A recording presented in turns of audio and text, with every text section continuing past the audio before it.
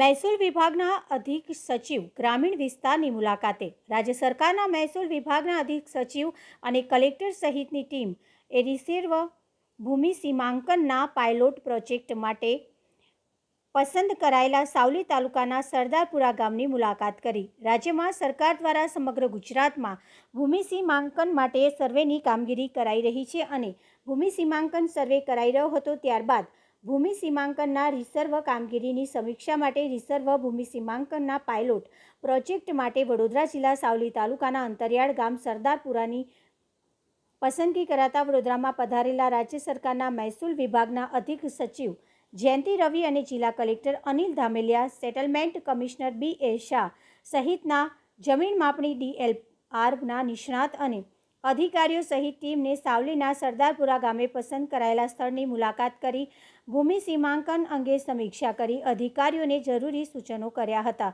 અંતરિયાળ ગ્રામીણ વિસ્તારમાં પહેલીવાર આવેલા અધિકારીઓનું ગ્રામજનોએ ઉષ્માભેર સ્વાગત કર્યું હતું।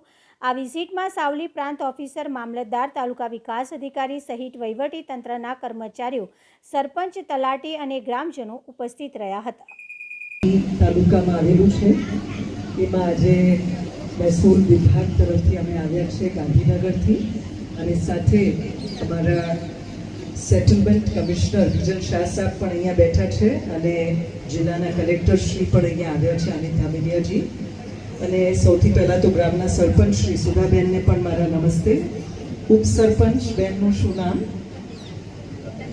ચંદ્રિકાબેનને પણ મારા નમસ્તે। સૌથી પહેલાં નવા વરાયેલા ચૂંટાયેલા સરપંચ શ્રી, ડેપ્યુટી સરપંચ શ્રી ને પણ અને એ પણ પાછા બહેનો છે એ જાણીને અને આનંદ થયું।